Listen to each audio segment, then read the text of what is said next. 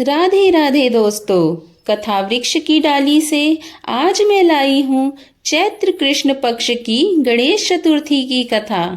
एक समय की बात है, कैलाश पर्वत पर माता पार्वती और श्री गणेश जी महाराज विराजमान थे। तब 12 माह की गणेश चतुर्थी का प्रसंग चल पड़ा। पार्वती ने पूछा कि हे पुत्र, चैत्र कृष्ण चतुर्थी को गणेश की पूजा कैसे करनी चाहिए, इसकी कथा क्या है और इसमें गणपति देवता के किस रूप की पूजा की जाती है, उनके पूजन आदि का क्या विधान है, तो आप मुझसे सब कह बताइए। गणेश जी ने कहा कि हे महादेवी, चैत्र कृष्ण चतुर्थी के दिन विकट नामक गणेश की पूजा करनी चाहिए। दिन भर व्रत रखकर रात्रि में षोडशोपचार से पूजन करना चाहिए। ब्राह्मण भोजन के अनंतर स्वयं व्रती को इस दिन पंचगव्य पान करके रहना चाहिए। हे शैलपुत्री, अब जो कथा मैं आपसे कहता हूँ, इसके स्मरण मात्र से ही मनुष्य को सिद्धि मिलती है। प्राचीन काल में सतयुग में मकरध्वज नामक एक राजा हुए। वे प्रजा पालन के प्रेमी थे। उनके राज्य में कोई निर्धन नहीं था। चारों वर्ण अपने अपने धर्म का पालन करते थे। प्रजाओं को चोर डाकू आदि का भय नहीं था। प्रजा स्वस्थ रहती थी। सभी लोग उदार, सुंदर, बुद्धिमान, दानी और धार्मिक थे। इतना सुंदर राज्य शासन होते हुए भी राजा को पुत्र की प्राप्ति नहीं हुई। तत्पश्चात महर्षि याज्ञवल्क्य की कृपा से उन्हें कालांतर में एक पुत्र की प्राप्ति हुई। राजा राज्य का भार अपने मंत्री धर्मपाल पर सौंपकर विविध प्रकार के खेल खिलौने से अपने राजकुमार का पालन पोषण करने लगा। राज्य शासन हाथ में आ जाने के कारण मंत्री धर्मपाल धन धान्य द्वारा समृद्ध हो गए। मंत्री महोदय को एक से बढ़कर एक 5 पुत्र हुए। मंत्री पुत्रों का धूमधाम के साथ विवाह हुआ और वे सब धन का उपभोग करने लगे। मंत्री के सबसे छोटे लड़के की बहू अत्यंत धर्मपरायणी थी। चैत्र कृष्ण चतुर्थी आने पर उसने भक्ति पूर्वक गणेश जी की पूजा की। का पूजन और व्रत देखकर उसकी सास कहने लगी, अरे क्या तंत्र मंत्र द्वारा मेरे पुत्र को वश में करने का उपाय कर रही है। बार बार सास के निषेध किए जाने पर भी जब बहू ना मानी तो सास ने कहा, अरे दुष्टा, तू मेरी बात मान नहीं रही है, मैं पीट कर तुझे ठीक कर दूंगी। मुझे यह सब तांत्रिक अभिचार पसंद नहीं है। इसके उत्तर में बहू ने कहा, हे सासू जी, मैं संकटनाशक गणेश जी का व्रत कर रही हूँ। यह व्रत अत्यंत फलदायक होता है। अपनी बहू की बात सुनकर उसने अपने पुत्र से कहा कि हे पुत्र, तुम्हारी बहू जादू टोना पर उतारू हो गई है।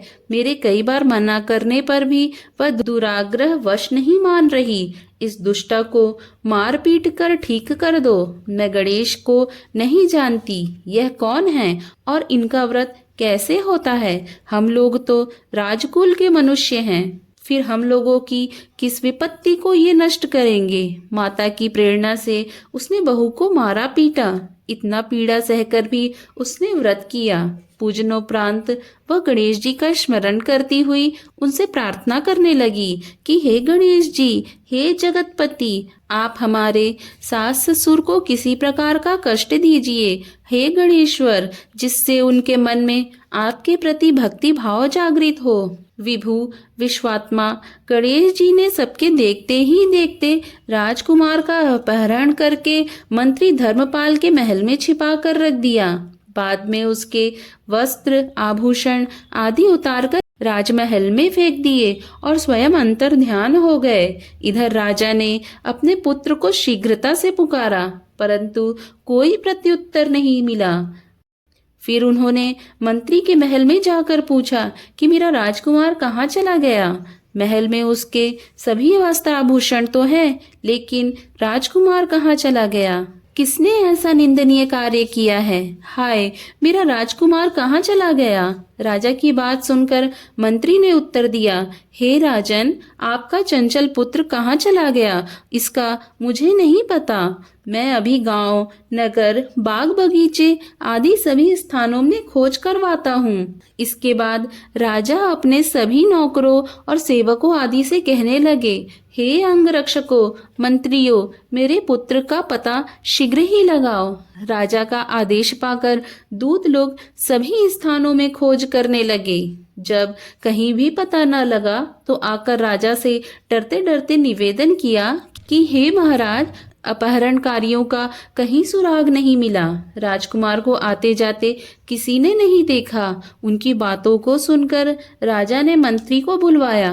मंत्री से राजा ने पूछा कि मेरा राजकुमार कहाँ है? हे धर्मपाल, मुझसे साफ साफ बता दे कि राजकुमार कहाँ है। उसके वस्त्राभूषण तो दिखाई पड़ते हैं, केवल वही नहीं है। अरे नीच, मैं तुम्हारा वध कर डालूंगा, तेरे कुल को नष्ट कर दूंगा, इसमें जरा भी संदेह नहीं है। राजा द्वारा डांट पड़ने पर मंत्री चकित हो गया। मंत्री ने सर झुकाकर कहा कि हे भूपाल, मैं पता लगाता हूँ, इस नगर में बालक अपहरणकर्ताओं का कोई गिरोह तो नहीं है और ना ही डाकू आदि रहते हैं। फिर भी हे प्रभु, पता नहीं किसने ऐसा नीच कर्म किया और न जाने वह कहाँ चला गया। धर्मपाल ने आकर महल में अपनी पत्नी और पुत्रों से पूछा। अपनी सभी बहुओं को बुलाकर भी उसने पूछा कि यह कर्म किसने किया है। यदि राजकुमार का पता नहीं लगा तो राजा मुझ अभागे के वंश का विनाश कर देंगे। ससुर की बात सुनकर छोटी बहू ने कहा कि हे दादाजी, आप पर गणेश जी का कोप हुआ है, इसलिए आप गणेश जी की आराधना कीजिए। राजा से लेकर नगर के समस्त स्त्री पुरुष, बाल वृद्ध संकटनाशक चतुर्थी का व्रत विधि पूर्वक करें तो गणेश जी मेरा वचन कभी मिथ्या नहीं होगा। छोटी बहू की बात सुनकर ससुर ने हाथ जोड़कर कहा कि हे बहू, तुम धन्य हो, तुम मेरा और मेरे कुल का उद्धार कर दोगी। हे सुलक्षणी, मुझे बताओ, मैं मंद बुद्धि होने के कारण व्रत के महात्म्य को नहीं जानता हूँ। हे कल्याणी, हम लोग से जो अपराध हुआ है उसे क्षमा कर दो और राजकुमार का पता लगा दो।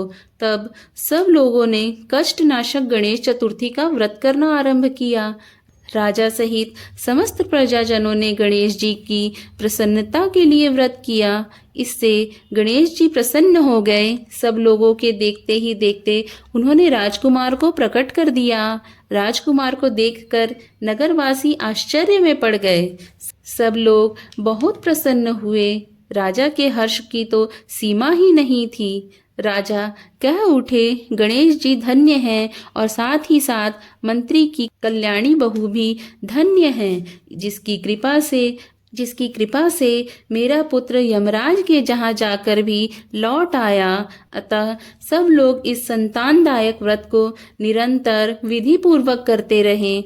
श्री कृष्ण ने भी कहा है कि हे युधिष्ठिर, त्रिलोक्य में इससे बढ़कर कोई दूसरा व्रत नहीं है। हे कुरुकुल दीपक, आप भी अपने लिए क्लेशों के समनार्थ इस व्रत को अवश्य कीजिए। श्री कृष्ण जी के मुख से इस कथा को विस्तार पूर्वक सुनकर युधिष्ठिर ने बड़े ही भक्ति भाव से चैत्र कृष्ण चतुर्थी का व्रत किया और गणपति की कृपा से अपने खोए हुए राज्य को पुनः प्राप्त कर लिया। बोलिए गणेश भगवान की जय।